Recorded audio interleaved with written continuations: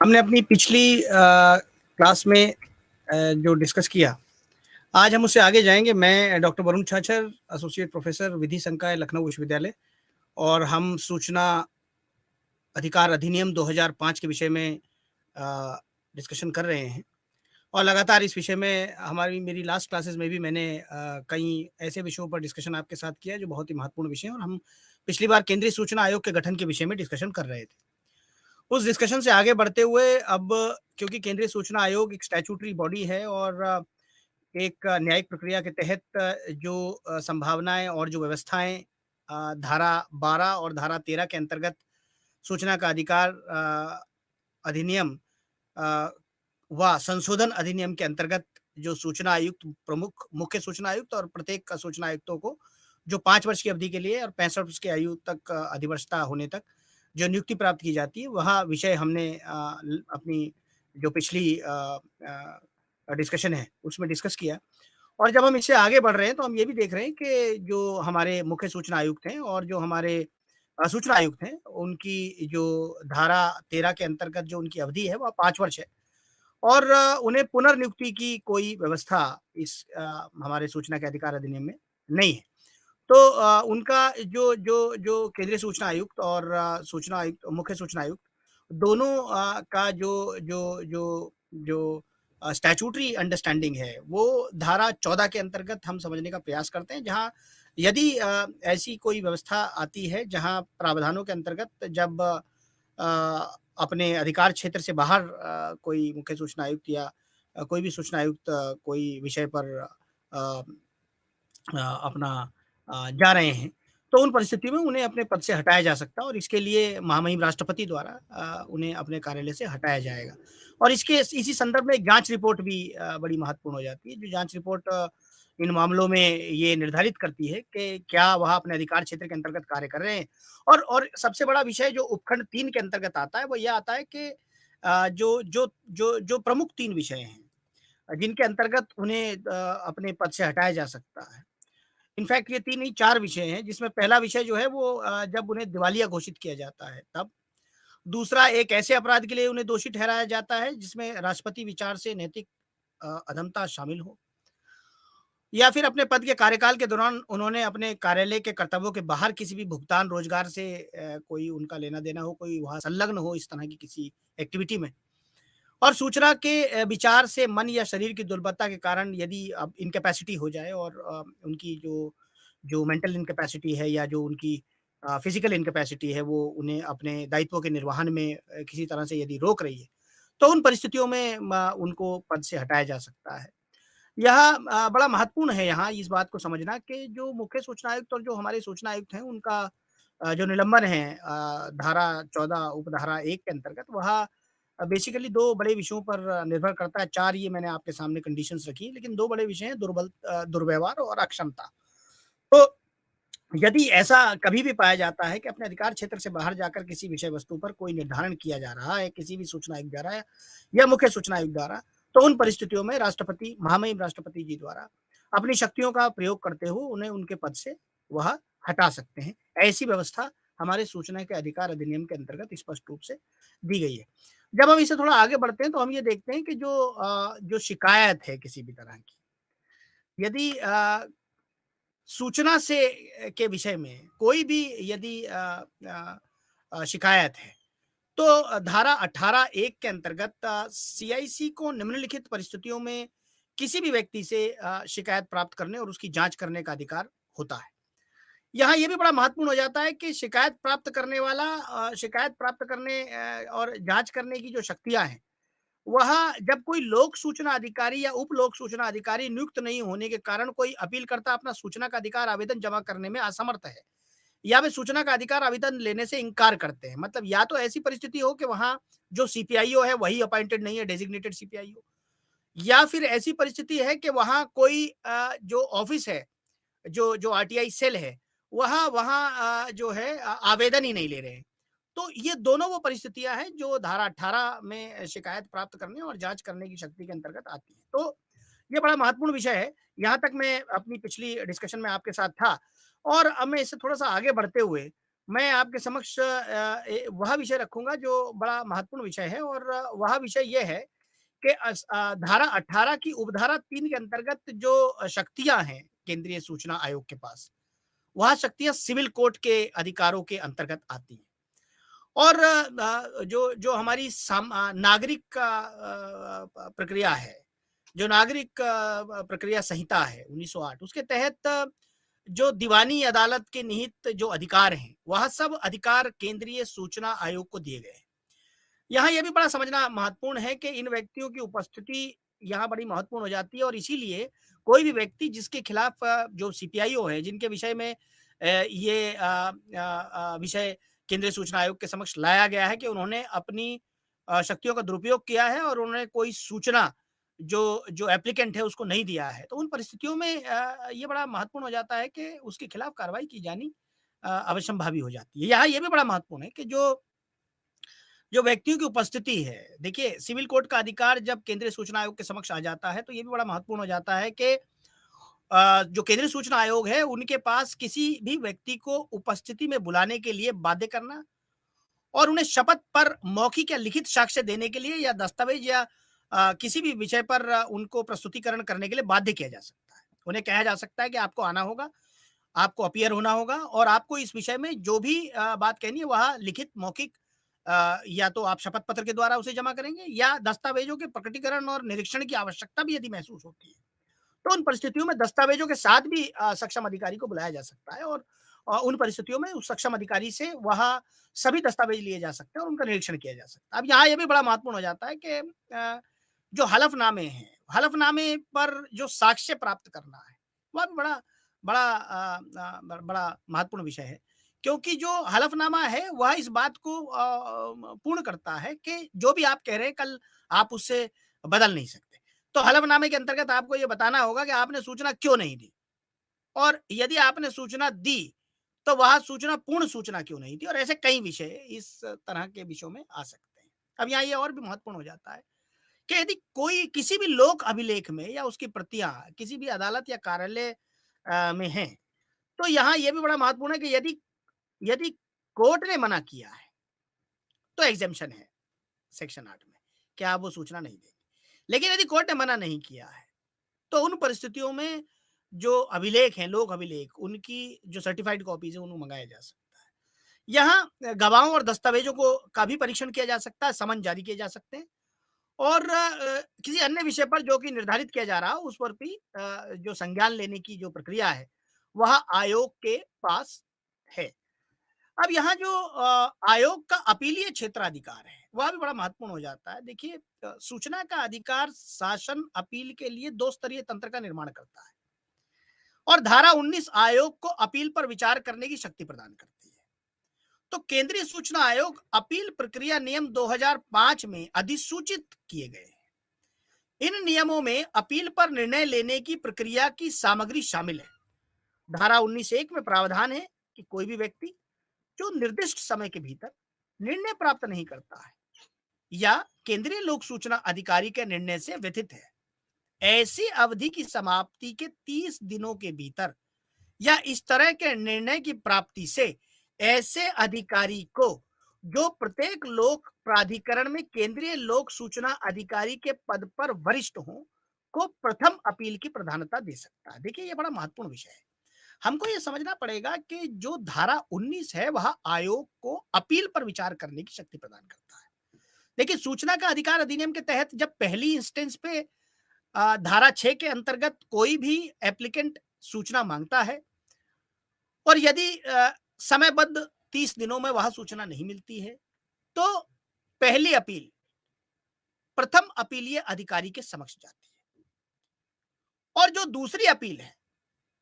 जो final appeal है, वो धारा 19 के तहत केंद्रीय सूचना आयोग के समक्ष आती है। तो धारा 19 में आयोग को अपील पर विचार करने की पूर्ण शक्ति है। केंद्रीय सूचना आयोग की जो अपील प्रक्रिया है, उसके लिए एक नियम भी है 2005 का, जो अधिसूचित भी किया गया है। यह भी बड़ा महत्वपूर्ण हो जाता है यहाँ के एक तो धारा 19 जिसमें आयोग के पास अपील की व्यवस्था है, दूसरा जो अपील प्रक्रिया है 2005 की, वह दोनों इस बात को पूर्ण करते हैं कि अपील की जो व्यवस्था है, जो एक रेमेडी है, वह एप्लीकेंट के पास भी है और साथ में यह भी व्यवस्थित करती है कि केंद्रीय सूचना आयोग के पास एक फाइनल जुरिस्डिक्शन है जिसके तहत वो सूचना प्रदान करते हैं। अब यहां यह भी बड़ा महत्वपूर्ण हो जाता है कि धारा 19(1) में यह भी प्रावधान है कि यदि कोई भी व्यक्ति जो निर्दिष्ट समय के भीतर निर्णय प्राप्त नहीं करता है या केंद्रीय लोक सूचना अधिकारी निर्णय से व्यथित है, वह ऐसी अवधि की समाप्ति के 30 दिनों के भीतर इस तरह के निर्णयों को प्राप्ति से ऐसे अधिकारी को जो प्रत्येक लोक प्राधिकरण में केंद्रीय लोक सूचना अधिकारी के पद पर वरिष्ठ हो को प्रथम अपील की प्रधानता दे सकता है। तो धारा 19(1) के प्रावधान में कहा गया है कि ऐसा अधिकारी 30 दिनों की अवधि समाप्त होने के बाद भी अपील स्वीकार कर सकता है। तो यदि वह संतुष्ट है, लेकिन उसके लिए एक बड़ा कारण है, यदि वह संतुष्ट है कि अपीलकर्ता को किसी पर्याप्त कारण के कारण समय पर अपील दायर करने से रोका गया था। देखिए ये बड़ा महत्वपूर्ण विषय है। कभी कभी ऐसी परिस्थितियां आती हैं जब हम देखते हैं कि कोई जो अपील करता है उनका कोई एक्सीडेंट हो गया, वह बीमार हो गए या कोई ऐसी परिस्थिति आ गई जिस कारण वह अपील नहीं कर पाए। तो यदि वह केंद्रीय सूचना आयोग के समक्ष जाते हैं और अपनी परिस्थिति को लिखित रूप में केंद्रीय सूचना आयोग के समक्ष रखते हैं और बताते हैं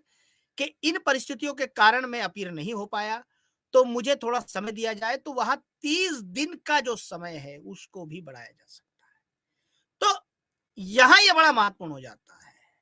कि धारा 19(2) के तहत जहां तीसरे पक्ष की जानकारी का प्रकटीकरण करने के लिए धारा 11 के तहत केंद्रीय लोक सूचना अधिकारी द्वारा किए गए आदेश के विरुद्ध तीसरा पक्ष द्वारा अपील दायर की जाती है, संबंधित तीसरे पक्ष द्वारा अपील आदेश की तिथि से 30 दिनों के भीतर ही की जाएगी। जैसे यहाँ एक पक्ष तो ये हो गया 19(1) में कि साहब आप सेकंड अपील करेंगे तो केंद्रीय सूचना आयोग के समक्ष करेंगे और समयबद्ध तरीके से करेंगे। यदि आपको समय और चाहिए तो इसके लिए आपको अपीलकर्ता को कोई पर्याप्त कारण दिखाना होगा जिससे केंद्रीय सूचना आयोग जो है वो संतुष्ट हो। दूसरा विषय यह है 19(2) के अंतर्गत धारा 11 में यदि केंद्रीय लोक सूचना अधिकारी द्वारा किया गया यदि कोई आदेश है और वह आदेश तीसरे पक्ष की अपील के विषय में है, मतलब संबंधित तीसरा पक्ष अपने आप में बड़ा एक महत्वपूर्ण विषय हो जाता है कि अपील आदेश जो है यदि वह किसी तीसरी थर्ड पार्टी के विषय में है और थर्ड पार्टी इंफॉर्मेशन धारा 11 के अंतर्गत आती है, तो धारा 11 के अंतर्गत यदि केंद्रीय लोक सूचना अधिकारी द्वारा कोई आदेश किया गया है तीसरे पक्ष के विरुद्ध, तो यदि उसमें कोई अपील चाहता है तीसरा पक्ष, तो वह अपील 30 दिनों के भीतर ही की जानी है। ऐसी व्यवस्था हमारी धारा 19(2) के अंतर्गत स्पष्ट रूप से की गई है। अब यहाँ एक और बड़ा विषय आ जाता है कि प्रथम अपील का निपटान कैसे हो। देखिए यहाँ कई सारे ऐसे विषय हैं जब केंद्रीय सूचना आयोग के समक्ष जा रहे हैं, उनको समझने का प्रयास कर रहे हैं, तो यहाँ हमने जैसे देखा कि फाइनल जो दूसरी अपील है वह तो केंद्रीय सूचना आयोग के समक्ष आ रही है, लेकिन जो पहली अपील है, जैसा मैंने आपके समक्ष अभी अपनी बात में रखा पहले, वह बड़ी महत्वपूर्ण होती है क्योंकि जब उपधारा 1 या 2 के तहत प्रथम अपील का निपटारा 30 दिनों के भीतर किया जाता है, तो यहां ऐसी व्यवस्था बड़ी स्पष्ट रूप से की गई है कि ऐसी विस्तारित अवधि जो लिखित रूप से दर्ज किए जाने वाले कारणों के साथ दाखिल करने की तिथि से कुल 45 दिनों से अधिक ना हो। तो प्रथम अपील में 30 दिनों के भीतर अपील करनी है, लेकिन जो टोटल टाइम पीरियड है वह 45 दिन तक मैक्सिमम हो सकता है, जबकि जो लिखित दर्ज करने की अवधि है और जो पूरी प्रक्रिया है वह 30 से 45 दिन के भीतर यदि पूरी की गई है तो प्रथम अपील का जो निपटान है वह 45 दिनों के अंतर्गत ही हो जाना चाहिए। ऐसी व्यवस्था केंद्रीय सूचना अधिकार अधिनियम 2005 के अंतर्गत स्पष्ट रूप से है। अब यहाँ ये भी बड़ा महत्वपूर्ण हो जाता है कि प्रथम अपील के निपटान पर क्या कोई भारत सरकार का निर्णय भी है? तो 9 जुलाई 2007 को एक कार्यालय ज्ञापन है, मेमोरेंडम है,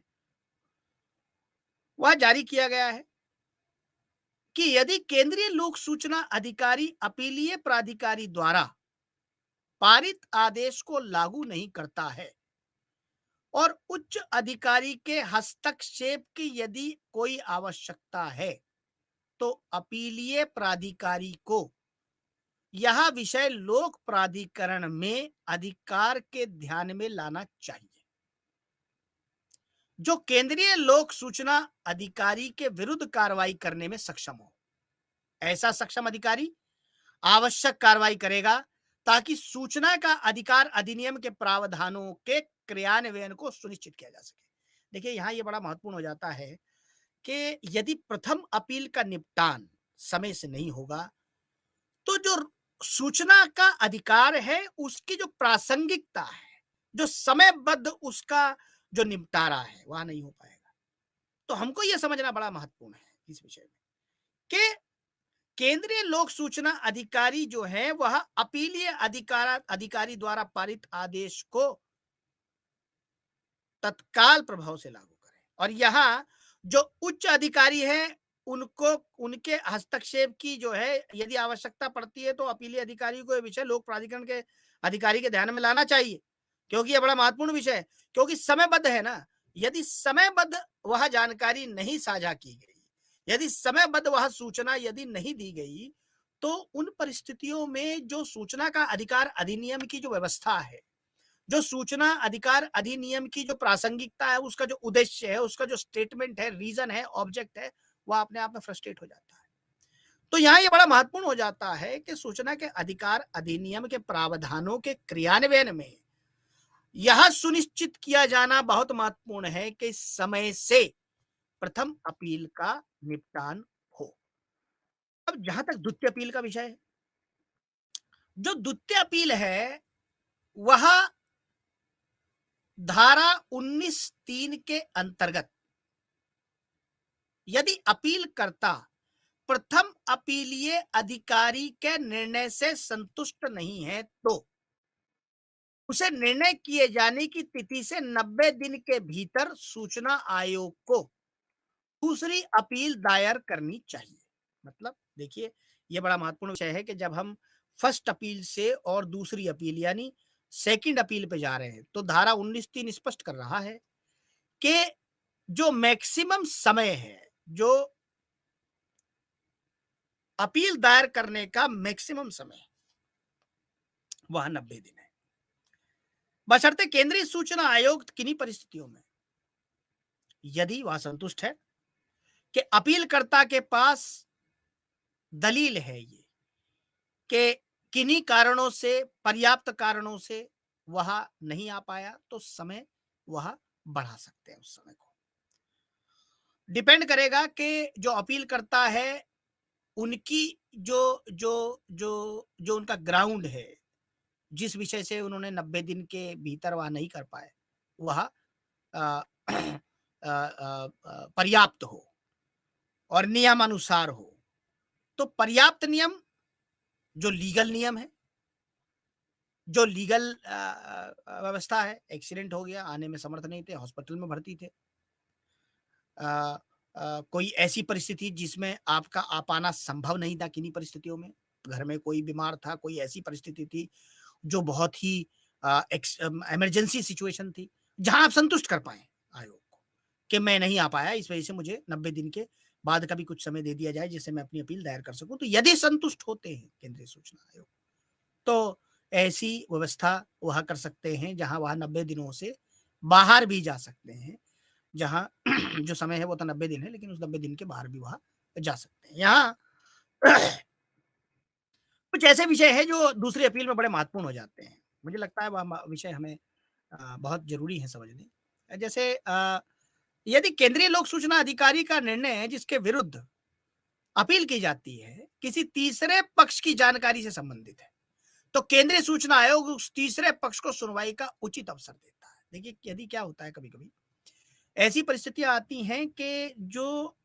धारा 11 है जिसमें थर्ड पार्टी इंफॉर्मेशन के विषय में बात होती है। वहां थर्ड पार्टी इंफॉर्मेशन कभी-कभी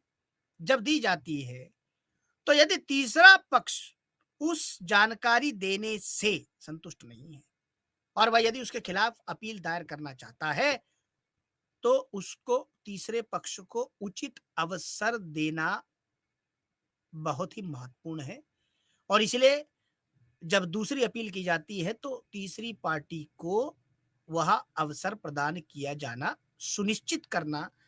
जो है वो आयोग की जिम्मेदारी है, और वह जो सूचना का अधिकार अधिनियम है उसके अंतर्गत एक महत्वपूर्ण प्रासंगिक विषय भी है। अब यहाँ एक और बड़ा विषय है जिस पर हमें ध्यान देने की आवश्यकता है, और वह है कि किसी भी अपील की कार्रवाई में यह सिद्ध करने की जिम्मेदारी की अनुरोध को अस्वीकार करना उचित था, केंद्रीय लोक सूचना अधिकारी पर होगा जिसने अनुरोध को अस्वीकार कर दिया था। यह ये भी बड़ा महत्वपूर्ण हो जाता है कि यदि ओनर्स ऑफ प्रूफ है, मतलब जिम्मेदारी किसकी होगी, तो जिम्मेदारी यह निर्धारित है कि केंद्रीय लोक सूचना अधिकारी की होगी, क्योंकि पहली ऐप जो वो है वह उनके समक्ष दी गई है। जो पहली एप्लीकेशन है सूचना को पाने के लिए वह उनके समक्ष दी गई है, और क्योंकि उनके समक्ष दी गई है तो यह भी बड़ा स्पष्ट हो जाता है कि इस विषय में जो सूचना है वह प्राधिकृत अधिकारी वही है। तो यह बड़ा महत्वपूर्ण है कि जिम्मेदारी जो है वह जिम्मेदारी केंद्रीय लोक सूचना अधिकारी की होगी कि उन्होंने किन परिस्थितियों में किसी भी एप्लीकेशन को स्वीकार क्यों नहीं किया। यह ध्यान दिया जाना चाहिए कि द्वितीय अपील के निपटान के लिए अधिनियम में कोई समय सीमा निर्दिष्ट नहीं है। मतलब ये भी बड़ा महत्वपूर्ण विषय है, क्योंकि देखिए बहुत बड़ा देश है और हर तरफ से हर जगह से पूरे देश में लोग अपनी अपील्स लेके आते हैं। तो क्योंकि जो जो डॉकेट है वो बढ़ जाता है, डॉकेट कहते हैं मतलब जब केसों की जो एरियर्स हैं वो पाइल अप हो जाते हैं, मतलब बहुत सारे केसेस बढ़ जाते हैं, तो फाइलें बढ़ जाती हैं, वो डॉकेट एक्सप्लोशन होने लगता है, बहुत सारी केसेस हो गए, तो लिस्टिंग नहीं हो पाती। तो क्योंकि भाई अब एक दिन में कितने मामले निपटारा कर सकते हैं, मैक्सिमम प्रयास किया जाता है आयोग द्वारा कि मैक्सिमम मामलों का निपटारा किया जाए। लेकिन उसके बाद भी क्योंकि जनसंख्या के हिसाब से अनुपात में बहुत सारी अपीलें आती हैं, तो किसी भी समय सीमा को निर्दिष्ट करना बड़ा महत्वपूर्ण, बड़ा ही मुश्किल विषय है। तो ये बड़ा महत्वपूर्ण हो जाता है कि सूचना का अधिकार अधिनियम के तहत अपील का निर्णय करना सीआईसी का एक अर्ध न्यायिक कार्य है, एक तरह का क्वाज़ी जुडिशियल एक्ट है। और इसीलिए अपील अधिकारी को यह सुनिश्चित करना चाहिए कि न्याय न केवल बातों में किया गया है, बल्कि यह वास्तव में भी किया गया है प्रतीत होना चाहिए। देखिए, ये बड़ा महत्वपूर्ण विषय है। जब हम न्याय के विषय में बात करते हैं, तो ये बड़ा बड़ा प्रासंगिक और बड़ा महत्वपूर्ण हो जाता है कि जब न्याय किया जाए, तो वास्तव में दिखना चाहिए कि न्याय हो रहा है। तो सीआईसी का भी आशय की भी मंशा यही है कि क्योंकि एक न्यायिक प्रक्रिया के तहत ये सब जो जो व्यवस्था है वह चल रही है, तो न्यायिक व्यवस्था के तहत जो प्रक्रिया चलती है उसमें ये सुनिश्चित करना बड़ा महत्वपूर्ण होता है कि न्याय वास्तव में किया जाना चाहिए, बड़ा महत्वपूर्ण है। तो अब यहाँ उपधारा 7 भी बड़ा महत्वपूर्ण हो जाती है। उपधारा 7 घोषित करता है कि केंद्रीय सूचना आयोग का निर्णय बाध्यकारी होगा, और समीक्षा का अंतिम स्तर न्यायपालिका से अपील है। अब यहाँ उपधारा 7 ये बड़ी स्पष्ट करता है, उपधारा 7 धारा 19 की, कि केंद्रीय सूचना आयोग का निर्णय जो है वो फाइनल है, वह अंतिम है, और समीक्षा का अंतिम स्तर न्यायपालिका से अपील है। तो यदि कोई भी विषय में सीआईसी के निर्णय से आप संतुष्ट नहीं है तो सुप्रीम कोर्ट आपको जाना होगा। धारा 19(8) का प्रावधान केंद्रीय लोक सूचना आयोग के पास कुछ सीमित अधिकारों तक है। वो अधिकार क्या है कि लोक प्राधिकरण के इस अधिनियम के प्रावधानों के अनुपालन को सुरक्षित करने के लिए आवश्यक कोई भी यदि कदम उठाना हो जिसमें किसी विशेष रूप से यदि ऐसा अनुरोध किया गया है तो वह सूचना आयोग तक पहुंचाना और उसे उपलब्ध कराना यह लोक प्राधिकरण की जिम्मेदारी है। वैसे ही एक केंद्रीय लोक सूचना अधिकारी या राज्य लोक सूचना अधिकारी की नियुक्ति करना, देखिए डेजिग्नेटेड पीआईओज़ और सीपीआईओ यदि नहीं होंगे, तो सूचना के अधिकार अधिनियम के तहत जो सूचनाएँ हैं, वहाँ समयबद्ध तरीके से नहीं पहुँच पाएँगी। अब यहाँ ये भी समझना बड़ा महत्वपूर्ण है कि यदि समयबद्ध तरीके से सूचनाएँ नहीं पहुँच पाएँगी, तो सूचना का अधिकार अधिनियम की जो उद्देश्य है, वह अपने आप में प्रासंगिक नहीं रह जाएगा। तो यहाँ यह समझना बहुत महत्वपूर्ण है कि सूचना अधिकारी जैसा भी कोई मामला हो, केंद्रीय सूचना अधिकारी या राज्य सूचना अधिकारी की नियुक्ति अपने आप में बहुत ही महत्वपूर्ण विषय है। उस सूचना या सूचना के प्रवर्गों को प्रकाशित करना भी अपने आप में एक एक महत्वपूर्ण विषय है, जो यहाँ इस प्रावधान के अंतर्गत धारा 19 सब क्लॉज़ 8 में आता है कि जो भी कुछ सूचनाएँ हैं, ज़्यादातर उन सूचनाओं को प्रकाशित करिए, वेबसाइट पे अपनी प्रकाशित कर दीजिए, ज़्यादा से ज़्यादा सूचना सुमो मोटो डिस्क्लोज़र में लेके आइए। धारा 4 सूचना अधिकार अधिनियम की स्पष्ट करता है कि जितनी भी मैक्सिमम जो सूचनाएँ हैं, वो जितना आप उसका प्रकटीकरण करेंगे, उतना ज़्यादा लोगों तक जानकारी पहुँचेगी और यही विषय है और यही प्रासंगिकता है इस सूचना के अधिकार अधिनियम की, यही विशेषता है इस सूचना के अधिकार अधिनियम की। तो इसके अलावा ये भी बड़ा महत्वपूर्ण है कि अभिलेखों का प्रबंधन और विनाश, अनुरक्षण के संबंध में अपनी पद्धतियों में आवश्यक परिवर्तन। देखिए क्या होता है कि आपके पास कोई इंफॉर्मेशन कितने समय तक रहेगी, उसका मैनेजमेंट और कितने समय बाद उसको उस इंफॉर्मेशन को डिस्पोज ऑफ करना है, मतलब उसका विनाश करना है। क्योंकि देखिए मान लीजिए सपोज फॉर एग्जांपल मैं आपके समक्ष एक बात रखता हूँ। देखिए क्या होता है कि कहीं बहुत ज्यादा मात्रा में कागज इकट्ठा होता है। अब उसे उसे इकट्ठा करने के लिए हमारे पास एक व्यवस्था होनी चाहिए। अब व्यवस्था की भी एक एक लिमिट है।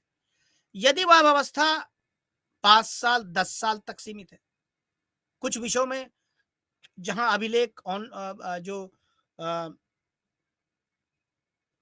ऑनलाइन प्रक्रिया के अंतर्गत या जो इलेक्ट्रॉनिक माध्यम से जो हार्ड डिस्क में रखा जा सकता है, वहाँ तो लंबे समय तक ठीक है, रखा जा सकता है।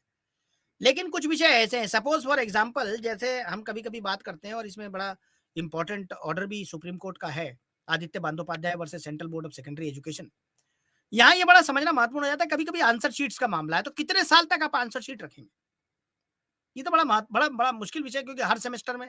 भाई लाखों छात्र दे रहे हैं परीक्षा, तो कैसे रखेंगे उनको? तो उनका एक समय निर्धारित, उसके लिए एक रूल बनाना पड़ेगा आपको। तो ऐसा रूल और ऐसी मैनेजमेंट यहाँ धारा जो 19 है और उपधारा 8 है, उसके अंतर्गत कुछ पद्धतियों में जो परिवर्तन है, आवश्यक परिवर्तन है समय-समय पर,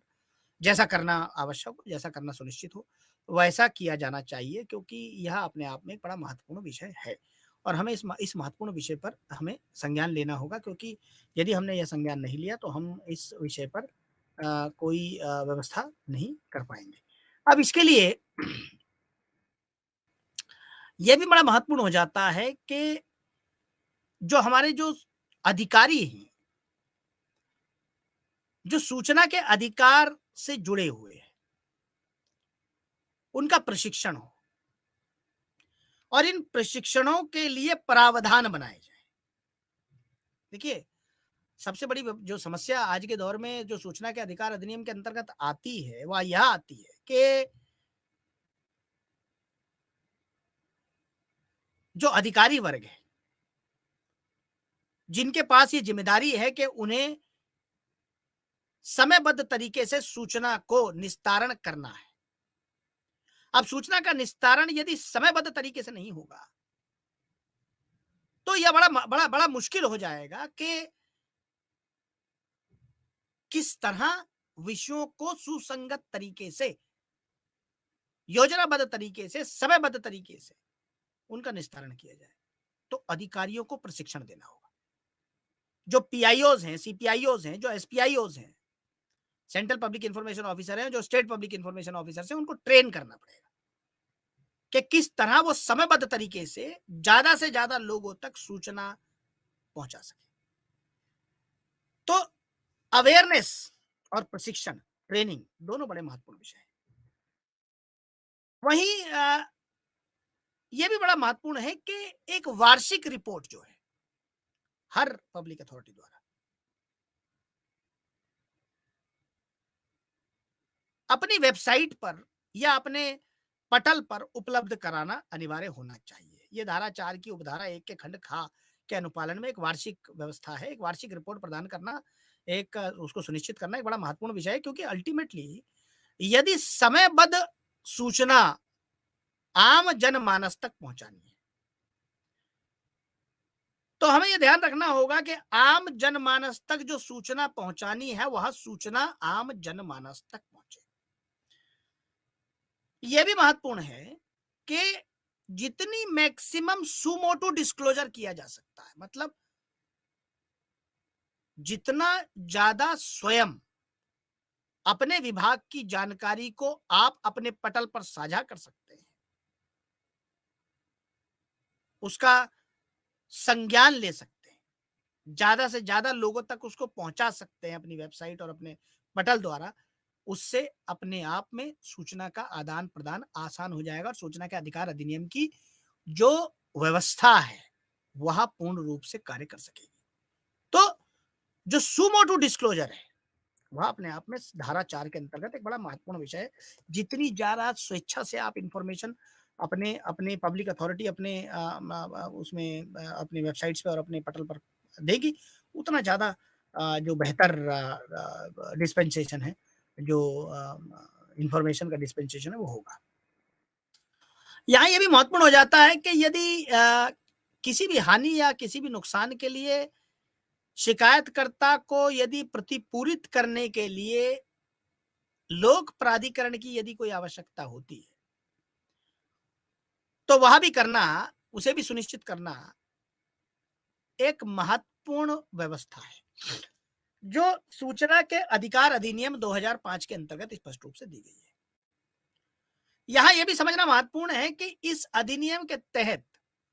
प्रदान किए गए किसी दंड को यदि लागू करना है, तो यहां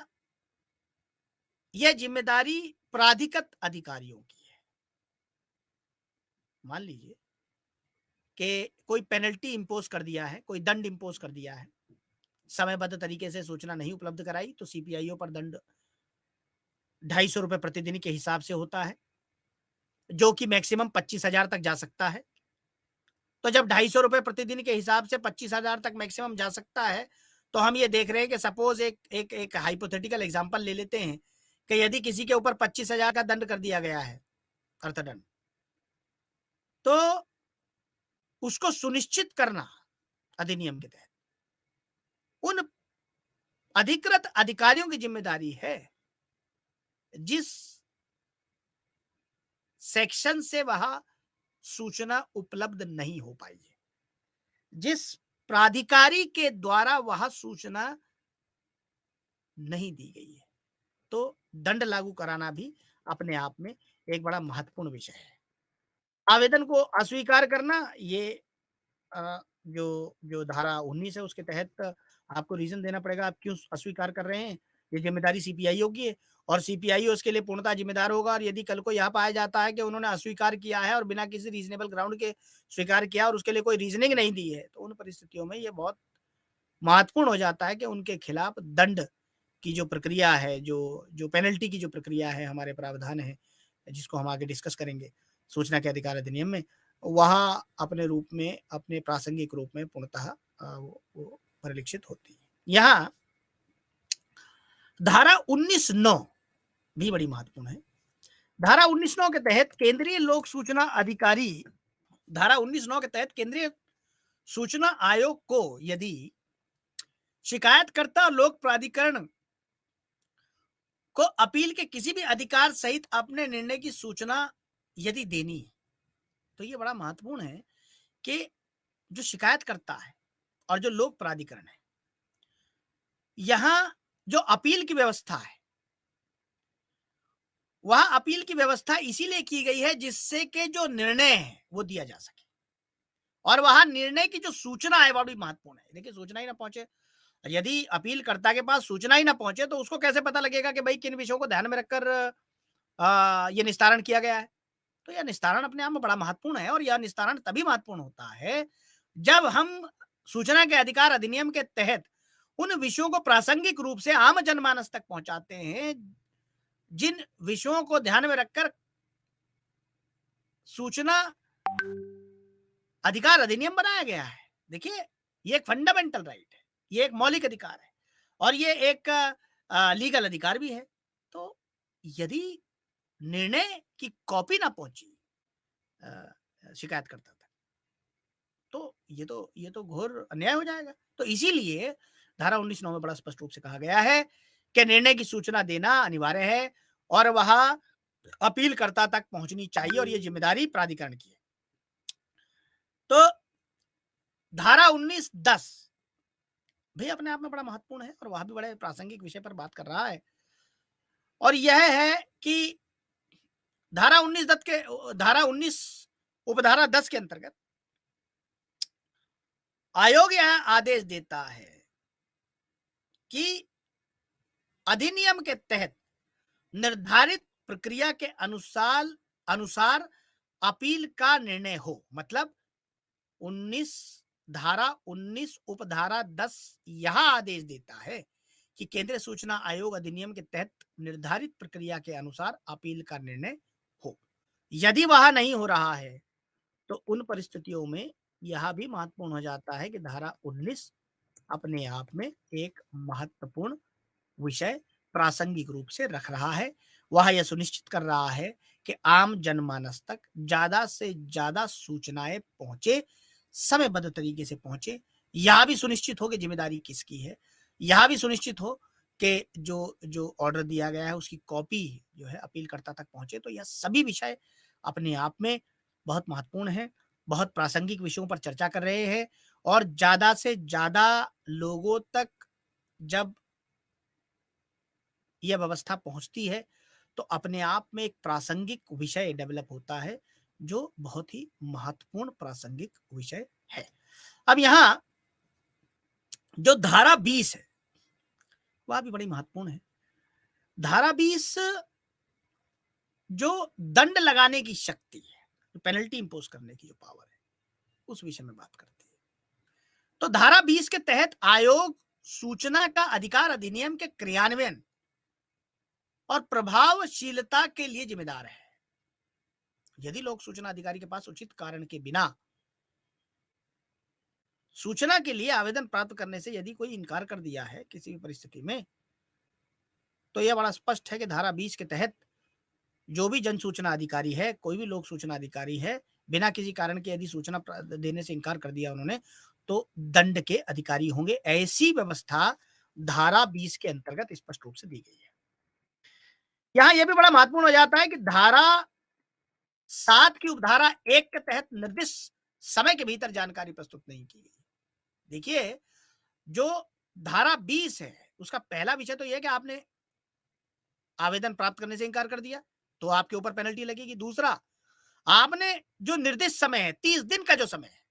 यदि 30 दिन के समय के भीतर यदि आपने वहां सूचना नहीं दी तो यह भी स्पष्ट इस बात का एक परिचायक है कि आप सूचना जो है नहीं देना चाहते हैं। यहाँ स्पष्ट रूप से दिख रहा है, एपरेंटली दिख रहा है कि आप सूचना नहीं देना चाहते और इन परिस्थितियों को ध्यान में रखते हुए आपके खिलाफ कार्रवाई बनती है और इसीलिए उन्हीं कार्रवाइयों का ध्यान करते हुए आपके ऊपर पेनल्टी इंपोज की जा सकती है। अब जो तीसरा बड़ा इंपॉर्टेंट विषय धारा 20 के अंतर्गत आता है जो इस बात को स्पष्ट करता है कि किन परिस्थितियों में दंड लगाया जाएगा। सूचना के लिए यदि अनुरोध की दुर्भावनापूर्ण अस्वीकृति है। देखिए, कभी-कभी ऐसी परिस्थितियां होती हैं जहां जो पब्लिक इंफॉर्मेशन अफसर है वह सूचना तो दे रहे हैं लेकिन वह सूचना पूर्णतः सूचना नहीं है। उसमें कहीं ना कहीं उनके मन की जो लोक सूचना अधिकारी है वह सूचना नहीं देना चाहते, उनके मन में कोई दुर्भावना है, वह स्पष्ट रूप से नजर आ रहा है और यह अनुरोध स्पष्ट है। जो अपील करता है उसका जो अनुरोध है वह स्पष्ट हो रहा है कि साहब ये सूचना हमको चाहिए, लेकिन वो सूचना नहीं दे रहे हैं। तो ये बात स्पष्ट है, ये बात इस बात का परिचायक है कि वह सूचना नहीं देना चाहते और यह दुर्भाग्यपूर्ण है और ऐसी अस्वीकृतियों को ध्यान में रखते हुए धारा 20 के तहत आवश्यक कार्रवाई करते हुए उनके ऊपर दंड रखा जा सकता है, जो कि ₹250 प्रतिदिन, जो कि 25,000 तक मैक्सिमम जा सकता है। अब जानबूझकर यदि कभी-कभी एक और परिस्थिति बड़ी महत्वपूर्ण हो जाती है और कभी और ये देखने में मिलता है और बहुत ज़्यादा ये विषय प्रचलित है कि जानबूझकर गलत, अधूरी और भ्रामक जानकारी। मतलब आपने पूछा ए क्या है? जानकारी दी जा रही है बी है। आपने पूछा बी क्या है? जानकारी दी जा रही है कि सी है। तो इस तरह भ्रामक जानकारियाँ, अधूरी जानकारियाँ, प्रश्न कुछ और है, जवाब कुछ और है। तो ऐसी स्थितियों में जानबूझकर गलत, अधूरी और भ्रामक जानकारियाँ जब दी जाती हैं, तो ये स्पष्ट करता है कि जो सूचना का अधिकार अधिनियम है, उसकी अवहेलना हो रही है और उन परिस्थितियों में जो धारा 20 है, उसके अंतर्गत प्रावधान के अंतर्गत जो पेनल्टी है, जो दंड है, वहाँ बनता है। यहाँ एक विषय और बड़ा महत्वपूर्ण हो जाता है कि जानकारी को नष्ट कर दिया गया हो, जिस पर अनुरोध का विषय था। कोई अनुरोध आया धारा 6 के अंतर्गत लोक जन सूचना अधिकारी के पास और लोक जन सूचना अधिकारी ने यदि वह नष्ट कर दिया कि जानकारी नहीं देनी है और उसको नष्ट कर दिया जानकारी, तो यह भी इस बात का परिचायक है कि सीधे-सीधे ये नॉन कंप्लायंस है और ये सीधा-सीधा नॉन कंप्लायंस जो है इस बात को स्पष्ट कर रहा है कि आपको इसके अंतर्गत आपके ऊपर कार्रवाई किया जाना सुनिश्चित है। यहाँ ये सब वो विषय हैं जो अपने आप में बड़े महत्वपूर्ण विषय हैं। सूचना प्रस्तुत करने में किसी भी तरह से यदि कोई कोई बाधा है, कोई भी यदि सूचना प्रस्तुत करने में किसी भी तरह से यदि बाधित कर रहा है उस विषय को, तो आयोग ₹250 का सस्ती प्रतिदिन लगाएगा, पेनल्टी लगाएगा, जब तक आवेदन प्राप्त नहीं होता या जानकारी प्रस्तुत नहीं की जाती। हालाँकि इस तरह की सस्ती को कुल राशि ₹25,000 से अधिक नहीं होगी, तो ये जो दंड लगाया जाएगा ₹25,000 का मैक्सिमम है, ₹250 प्रतिदिन है। यह भी बड़ा स्पष्ट है कि समयबद्ध तरीके से यदि जानकारी नहीं दी गई तो यह लोक सूचना अधिकार को अपने कार्यों का बचाव करने के लिए सुनवाई का अवसर देने के बाद किया जाना चाहिए। ये भी बड़ी एक महत्वपूर्ण विषय है। यदि ₹25,000 का कोई जुर्माना लगाया जा रहा है या ₹250 प्रतिदिन के हिसाब से जितना भी बन रहा है, जो भी पेनल्टी लगाई जा रही है, लोक सूचना अधिकारी को अपना बचाव यानी देखिए ये तो एक प्रिंसिपल ऑफ नेचुरल जस्टिस है कि हर व्यक्ति को सुनवाई का अवसर मिलना चाहिए, तो यह सुनवाई का अवसर ज़रूरी है और इसीलिए जब सूचना आयोग, केंद्रीय सूचना आयोग जब भी इस बात से आश्वस्त हों कि किसी पर ये पेनल्टी लगानी है अब, तो वह उस पेनल्टी को लगा सकते हैं और उस पेनल्टी को लगाते हुए वह यह भी स्पष्ट करेंगे कि उनको पूरा जो मौका है अपनी बात को रखने का वह दिया गया है। अब यहाँ जो जो अनुच्छेद 20 की उपधारा 2 है, वह यह प्रदान करती है कि किसी लोक जन सूचना अधिकारी द्वारा निरंतर यदि कोई चूक होती है, तो आयोग के पास चूककर्ता अधिकारी के विरुद्ध अनुशासनात्मक कार्रवाई की सिफारिश करने की शक्ति है। मतलब हैबिचुअल ऑफेंडर है, बार-बार सूचना नहीं दे रहे हैं, लोग जन सूचना अधिकारी हैं, एक बार सूचना नहीं दी, अर्थदंड लग गया, दूसरी बार सूचना नहीं दी तो ये बात स्पष्ट हो गई कि आप तो हैबिचुअल ऑफेंडर हैं, आप चूककर्ता अधिकारी हैं, लगातार आप चूक कर रहे हैं, तो आपके खिलाफ अनुशासनात्मक कार्रवाई की सिफारिश यानी एसीआर में भी एंट्री की जा सकती है। चूंकि यह एक अनुशासनात्मक शक्ति है, इसलिए लागू सेवा नियमों के भीतर कार्रवाई करना लोक प्राधिकरण पर निर्भर है। तो उसमें आपकी एसीआर में भी एंट्री की जा सकती है और आपके खिलाफ एक इंक्वायरी कमेटी बैठाई जा सकती है और जो भी व्यवस्था, जो भी सेवा नियम है, जो भी लागू सेवा नियम है, उनके अंतर्गत आपके ऊपर स्पष्ट रूप से कार्रवाई की जा सकती है। अब यहाँ ये भी बड़ा महत्वपूर्ण हो जाता है कि जो सीआईसी है, उनके पास निगरानी और रिपोर्टिंग की भी शक्ति है। क्योंकि हम केंद्रीय सूचना आयोग के विषय में बात कर रहे हैं, तो अधिनियम की धारा 25 के तहत सीआईसी सभी केंद्रीय लोक प्राधिकरणों पर अपने अधिकार क्षेत्र का प्रयोग करता है। वह वार्षिक रिपोर्ट तैयार करने और उपयुक्त सरकार को अग्रेसित करने के लिए अपने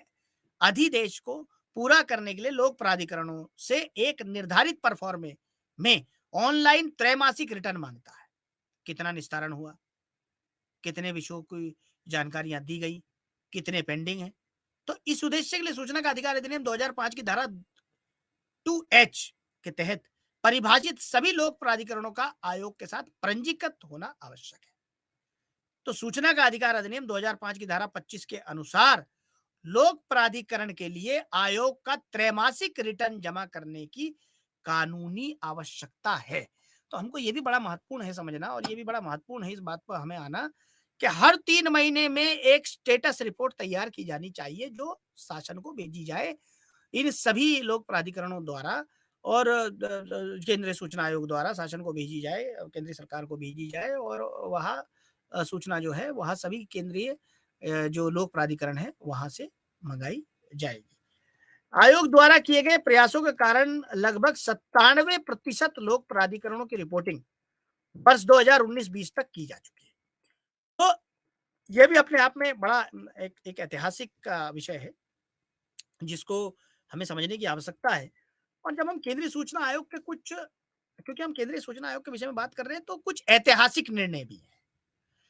जैसे जो राजनीतिक दलों पर सूचना का अधिकार अधिनियम की क्या क्या, जैसे जैसे फॉर एग्जाम्पल राजनीतिक दल सूचना का अधिकार अधिनियम की सीमा में आते हैं। तो यहाँ केंद्रीय सूचना आयोग द्वारा 3 जून 2013 को राजनीतिक दलों को सूचना का अधिकार अधिनियम की सीमा में लाने वाला ऐतिहासिक निर्णय लिया गया था। उन न्यायपीठ में सम्मिलित श्री सत्यानंद मिश्रा और सूचना आयुक्त श्री एमएल शर्मा और श्रीमती अन्नपूर्णा दीक्षित ने यह निर्णय दिया। 2011 में लोकतांत्रिक अधिकार के संघ एडीआर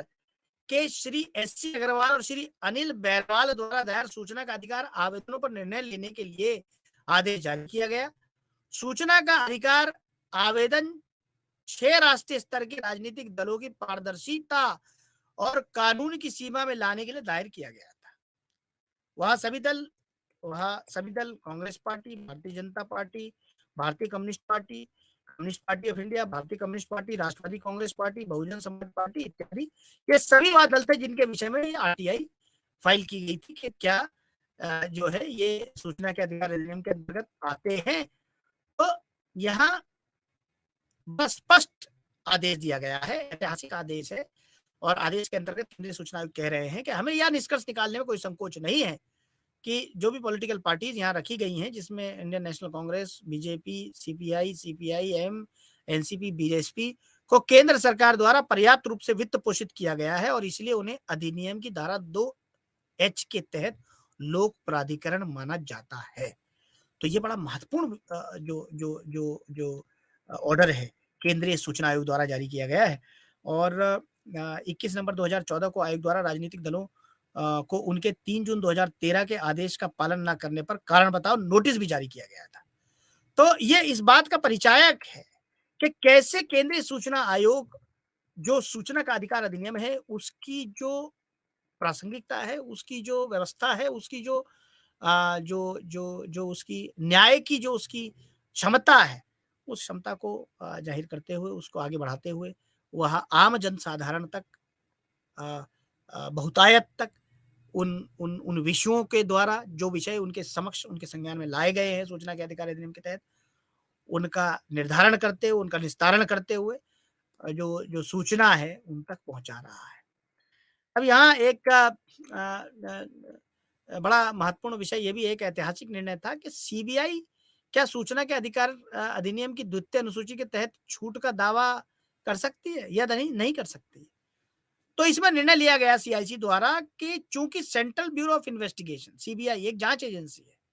या खुफिया या सुरक्षा संगठन के लिए सूचना का अधिकार अधिनियम की द्वितीय अनुसूची के तहत छूट का दावा नहीं कर सकती है। केंद्रीय सूचना आयोग ने एक शिकायत की अनुमति देते हुए केंद्रीय लोक सूचना अधिकारी सीपीआई और केंद्रीय जांच ब्यूरो के मुख्यालय वरिष्ठ पुलिस अधीक्षक जो senior superintendent of police rank के हैं को अपने निदेशक की नियुक्ति पर संपूर्ण जानकारी प्रदान करने का निर्देश दिया। और उन्होंने यह भी स्पष्ट किया कि लोक सूचना अधिकारी और सहायक महानिरीक्षक एडिशनल इंस्पेक्टर जनरल को दिल्ली और मुंबई में कार्यरत मौजूदा सीबीआई अधिकारी की चल और अचल संपत्ति का विवरण प्रदान करने का निर्देश दिया गया। तो यह बड़ा महत्वपूर्ण निर्णय जो है केंद्रीय सूचना आयोग ने दिया। और उन्होंने सीपीआईओ जो कार्मिक है प्रशिक्षण विभाग डीओपीटी है उनके द्वारा जारी किए गए एक अधिसूचना का हवाला देते हुए छूट का दावा किया था कि सूचना का अधिकार अधिनियम की द्वितीय अनुसूची में सीबीआई को शामिल किया जा सकता है, लेकिन केंद्रीय सूचना आयोग ने कहा कि ऐसा नहीं है और वह सूचना के अधिकार अधिनियम के दायरे में आते हैं। तो ये बड़ा महत्वपूर्ण जो जो ऑर्डर है वो केंद्रीय सूचना आयोग द्वारा दिया गया है। यहाँ ये भी समझना बड़ा महत्वपूर्ण है कि ऐसे विषयों में जहाँ जो जो 2011 के यदि हम स्पष्ट किया था 4 जुलाई 2011 को कि बिना कोई कारण बताए अस्पष्टता के कवच के साथ सीबीआई को ढकने के लिए इस तरह की अधिसूचना जारी करना सूचना का अधिकार अधिनियम की धारा 4(1)(d) में संसद द्वारा किए गए वादे का उल्लंघन है। देखिए ये और बड़ा महत्वपूर्ण विषय है। जहां सूचना के अधिकार अधिनियम को पढ़ते हुए सूचना के अधिकार अधिनियम की प्रस्तावना को समझते हुए केंद्रीय सूचना आयोग ने स्पष्ट किया कि यदि सीबीआई को यदि अपने एक एक एक ऑफिस ऑर्डर के माध्यम से यदि वह अपने आप को इससे बाहर करता है, तो वह ऐसा नहीं कर सकता क्योंकि ये संसद द्वारा किए गए वादे का उल्लंघन है। ये इंटेंशन ऑफ द लेजिस्लेचर का उल्लंघन है। तो चूंकि कोई कारण सामने नहीं आया है, इसलिए नागरिकों को यह निष्कर्ष निकालने की संभावना है कि सीबीआई को द्वितीय अनुसूची में शामिल करने का उद्देश्य उच्च पदस्थ सरकारी अधिकारियों के विरुद्ध भ्रष्टाचार के कई मामलों में जांच से पारदर्शिता और जवाबदेही के विरुद्ध पर अंकुश लगाना था। तो यहाँ ये बड़ा महत्वपूर्ण जानकारी है और बड़ी महत्वपूर्ण विषय है कि जो जानकारियां हैं वो साझा की जाए। अब एक बड़ा और विषय आया कि क्या भारत के मुख्य न्यायाधीश सूचना के अधिकार अधिनियम के तहत लोक प्राधिकरण है? तो 2007 में उच्चतम न्यायालय में एक सूचना का अधिकार आवेदन दायर किया गया था, जिसमें अन्य बातों के अतिरिक्त प्रश्न किया गया था कि क्या उच्चतम न्यायालय और उच्च न्यायालय के न्यायाधीश न्यायाधीश अपने संबंधित मुख्य न्यायाधीशों को अपनी संपत्ति के बारे में जानकारी प्रस्तुत कर रहे हैं? इस आधार पर जानकारी देने से क्या वह इनकार कर सकते हैं? तो उच्चतम न्यायालय और भारत के मुख्य न्यायाधीश चीफ जस्टिस ऑफ इंडिया क्या सूचना के अधिकार अधिनियम की सीमा से बाहर है? सुभाष चंद्र अग्रवाल बनाम भारत के उच्चतम न्यायालय में आयोजित केंद्रीय सूचना आयोग की संपूर्ण न्यायपीठ दोनों अधिनियमों के अंतर्गत आते हैं। उच्चतम न्यायालय ने दिल्ली उच्च न्यायालय में एक अपील दायर की, जहां एकल न्यायाधीश ने सीआईसी के निर्णय को बरकरार रखा था। मतलब सीआईसी ने कहा कि जो जो चीफ जस्टिस ऑफ इंडिया का ऑफिस है दैट कम्स वो सूचना के अधिकार अधिनियम के अंतर्गत आता है, जिसको बॉम्बे जो दिल्ली हाई कोर्ट ने जो एकल पीठ है उन्होंने उसको उसको जो जो जो निर्णय है सीआईसी का उसको बरकरार रखा। हालांकि उच्चतम न्यायालय ने एकल न्यायपीठ सिंगल बेंच के निर्णय के विरुद्ध अपील दायर की। उच्च न्यायालय की बड़ी न्यायपीठ ने जनवरी 2010 में अपने निर्णय में पुष्टि की कि सीजेआई एक लोक प्राधिकरण है और सूचना का अधिकार अधिनियम में सीजेआई का कार्यालय आता है। हालांकि सर्वोच्च न्यायालय ने असामान्य मोड़ लिया और दिल्ली उच्च न्यायालय के आदेश के विरुद्ध स्वयं के सामने अपील दायर की। यह भी दिलचस्प है कि जब एकल न्यायाधीश के आदेश के विरुद्ध अपील दिल्ली न्यायालय की बड़ी पीठ के समक्ष लंबित थी, तब भी सीजेआई ने प्रधानमंत्री को सूचना का अधिकार से सीजेआई को बाहर करने के लिए लिखा था। मुद्दा अभी भी अनिर्णित है, लेकिन विषय बड़ा महत्वपूर्ण है कि क्या जो जो जो जो अ, सुप्रीम कोर्ट है, क्या जो सीजेआई है और उनका कार्यालय है, क्या वह सूचना के अधिकार अधिनियम से बाहर है? विषय अभी भी बड़ा महत्वपूर्ण है और इसमें केंद्रीय सूचना आयोग द्वारा निर्णय लिया गया, दिल्ली हाई कोर्ट द्वारा भी निर्णय लिया गया, लेकिन अभी सुप्रीम कोर्ट द्वारा इस पर कोई निर्णय नहीं लिया गया, लेकिन बड़ा महत्वपूर्ण विषय है। और यहाँ एक और बड़ा विषय बड़ा प्रासंगिक हो जाता है, जैसे एक लक्ष्मीकांत गिरी बनाम पीआईओ है, भारतीय स्कूल प्रमाण पत्र जांच परीक्षा परिषद। इस मामले में अपीलकर्ता ने 2014-15 के लिए भारतीय स्कूल प्रमाण पत्र सीआईएससीई में अपने पुत्र जो कौशिक कुमार गिरी द्वारा प्रयास किया गया था कि सभी 6 विषयों की स्कैन की गई उत्तर पुस्तिका की मांग करते हुए सूचना का अधिकार आवेदन दायर किया। केंद्रीय लोक सूचना अधिकारी ने दावा किया कि भारतीय स्कूल प्रमाण पत्र परीक्षा परिषद सूचना का अधिकार अधिनियम के तहत लोक प्राधिकरण नहीं था। प्रथम अपीली अधिकारी ने सीपीआईओ के आदेश को बरकरार रखा। अपीलार्थी ने आयोग का दरवाजा दरवाजा खटखटाया और भारतीय स्कूल प्रमाण पत्र परीक्षा परिषद का तर्क था कि वे लोक प्राधिकरण नहीं है, इसलिए वे सूचना साझा करने के लिए बाध्य नहीं है। केंद्रीय सूचना आयोग ने इसका अवलोकन किया। भारतीय स्कूल प्रमाण पत्र परीक्षा परिषद विभिन्न राज्यों में फैले हजारों स्कूलों का एक नियामक निकाय है और केंद्रीय माध्यमिक शिक्षा बोर्ड के समान नियामक कर्तव्यों का निर्वहन करता है। तो आयोग ने प्रतिवादी अधिकारी को अपीलकर्ता द्वारा मांगी गई उत्तर पुस्तिकाओं की प्रमाणित प्रतियां उपलब्ध कराने का निर्देश दिया। देखिए, ये बड़ा महत्वपूर्ण निर्णय है कि यदि किसी छात्र की किसी कई परिस्थितियां हो सकती हैं, कोई अनमार्क्ड रह गया, किसी में चेकिंग नहीं हुई, कोई भी परिस्थिति रह सकती है। तो उन्होंने कहा कि साहब हमें हमें हमारी उत्तर पुस्तिका दिखाई जाए। तो ऐतिहासिक निर्णय देते हुए केंद्रीय सूचना आयोग ने यह स्पष्ट किया कि उत्तर पुस्तिकाओं की प्रमाणित प्रतियां उपलब्ध कराना अनिवार्य है, देना होगा, निर्देश दिया उन्होंने ऐसा। और सीआईसी ने उच्चतम न्यायालय के एक सुप्रीम कोर्ट ऑर्डर का भी वर्णन किया, जिसमें सीबीएसई बनाम आदित्य बंदोपाध्याय व अन्यों के विषय में एक निर्णय पर प्रस्ताव किया गया था। अंततः पारदर्शिता के माध्यम से शिक्षा के मानकों की रक्षा के हित में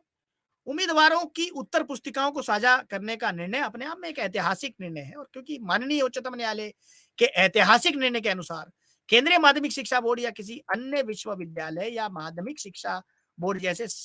संवैधानिक निकाय द्वारा आयोजित एक लोक परीक्षा लिखने वाली परीक्षार्थी का मूल्यांकन अपने आप में एक महत्वपूर्ण विषय है। तो ये कॉपियों को साझा करना भी अपने आप में एक बड़ा प्रामाणिक और बड़ा ही महत्वपूर्ण विषय आ जाता है। अब यहाँ हमें ये भी देखना पड़ेगा, कभी-कभी अवैध और कानूनी जो प्रवासी हैं, उनके विषय में भी जानकारी माँगी जा सकती है। बड़ा महत्वपूर्ण निर्णय जो है वो आया है और बड़ा ही इंटरेस्टिंग निर्णय ये आया है। इस निर्णय में जो केंद्रीय सूचना आयोग ने गृह मंत्रालय के एक सूचना का अधिकार आवेदक को स्पष्ट और सुस्पष्ट जानकारी देने का निर्देश दिया है, जिसमें अवैध और कानूनी प्रवासियों से संबंधित रिकॉर्ड डेटा की प्रतियां मांगी गई थी। आयोग एक सूचना का अधिकार आवेदक उत्पल कुमार राय द्वारा दायर द्वितीय अपील पर विचार कर रहा था,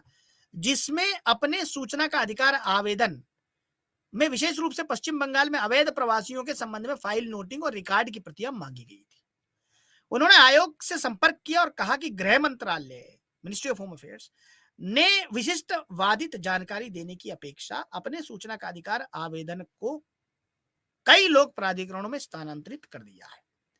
ये मुख्य सूचना आयुक्त पीके सिन्हा जी द्वारा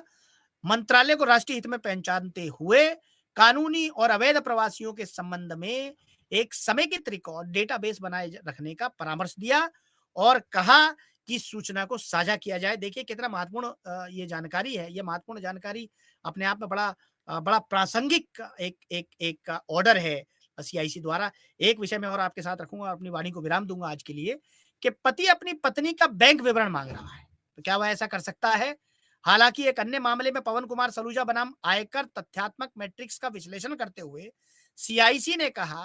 कि अपीलकर्ता अपनी पत्नी के बैंक विवरण और आयकर रिटर्न के बारे में जानकारी लेने का अधिकारी नहीं है, जिसे सूचना का अधिकार अधिनियम 2005 की धारा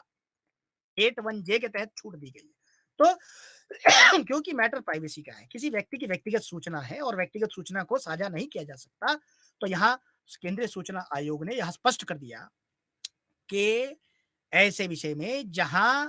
किसी की प्राइवेसी का उल्लंघन हो रहा है,